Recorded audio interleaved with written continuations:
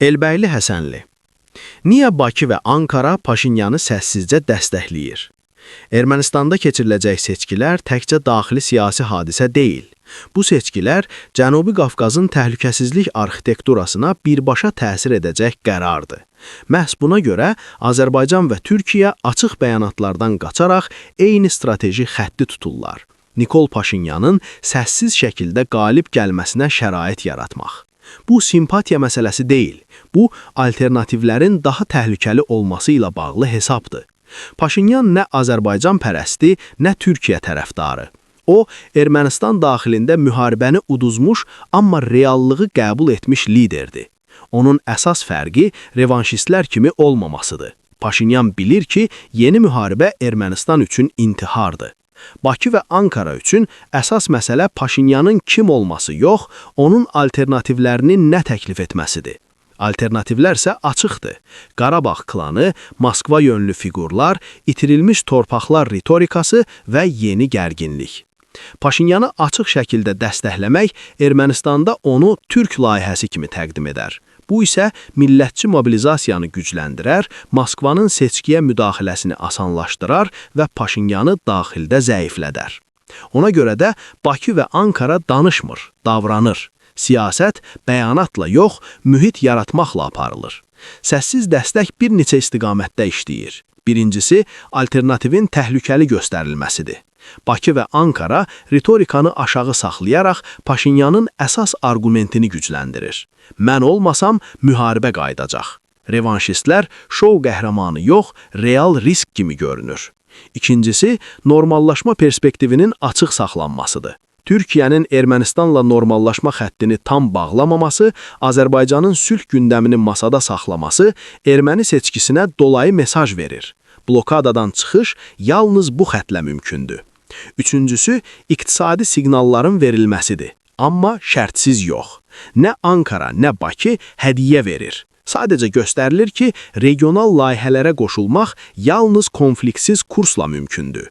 Bu, Paşinyanı nəticə istehsal edən lider kimi göstərir.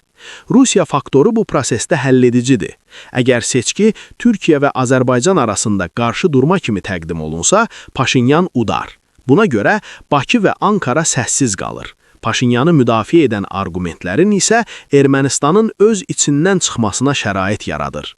Moskvanın ən çox qorxduğu senaridə məhz budur. Ermənistanın daxildən qərar verməsi. Paşinyanın qalib gəlməsi son deyil, başlanğıcdır. Əgər seçkidən dərhal sonra böyük sülh şousu qurularsa, revanşistlər satqınlıq narrativini gücləndirər. Ona görə də mərhələlik burada da əsas şərtdir. Nəticə etibarilə Bakı və Ankara Paşinyanı ona görə dəstəkləmir ki, onu sevir. Onu ona görə səssiz saxlayır ki, alternativləri daha təhlükəlidir. Bu siyasətin qısa formulu belədir. Paşinyanı dəstəkləməyin ən doğru yolu onu açıq şəkildə dəstəkləməməkdir. Cənubi Qafqazda bəzən ən təsirli siyasət sözsüz aparılan siyasətdir. Rusiya-Ukrayna müharibəsinə Azərbaycan vətəndaşlarının cəlb olunması artıq gizli deyil. Müharibədə bugünə qədər onlarla Azərbaycan vətəndaşının həlak olması barədə məlumatlar var. Soydaşlarımızın hərbi əməliyyatlara cəlb olunmasında müxtəlif qeyri-rəsmi kanallar və sosial şəbəkələr vasitəsilə yayılan elanlar, əlaqələndirici şəxslər mühüm rol oynayır. Modern.az xəbər verir ki, xüsusilə vk.com və Telegram platformalarında Rusiya Müdafiə Nazirliyinin adından istifadə edilərək cəlbedici şərtlərlə hərbi xidmət təklifləri yerləşdirilir.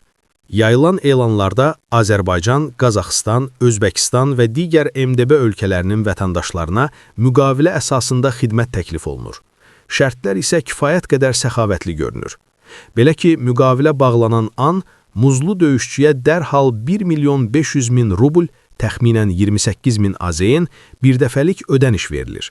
Aylıq 210.000 rublə qədər məvacib kəsilir. Bundan başqa, cəmi 6 aylıq xidmətdən sonra Rusiya vətəndaşlığının sadələşdirilmiş qaydada verilməsi vəd edilir. Təklif olunan vəzifələr arasında hücum qrupları, dron operatorları, mina axtaranlar və sürücülər C-D-Y kateqoriyalı yer alır. Lakin bu vədlərin arxasında dayanan reallıq daha acınacaqlıdır. Son statistikalar göstərir ki, bu yolla cəbhəyə gedən Azərbaycanlılar ən qaynar nöqtələrə göndərilir və onların arasında ölüm halları olduqca yüksəkdir. Məsələnin ən ciddi tərəfi isə hüquqi məsuliyyətdir. Azərbaycan Respublikasının qanunvericiliyinə görə vətəndaşlarımızın xarici ölkələrin hərbi birləşmələrində, münaqişə zonalarında muzlu və ya könüllü qismində iştiraki ağır cinayət hesab olunur. Bu əməllərə görə müəyyən müddətə və ya ömürlük azadlıqdan məhrum etmə cəzaları nəzərdə tutulur. Ekspertlər vətəndaşları bu cür maddi vədlərə aldanmamağa, həm həyatlarını, həm də hüquqi gələcəklərini riskə atmamağa çağırırlar. Sosial şəbəkələrdə rast gəlinən bu növ elanlar əslində bir çox hallarda geri dönüşü olmayan ölüm biletidir.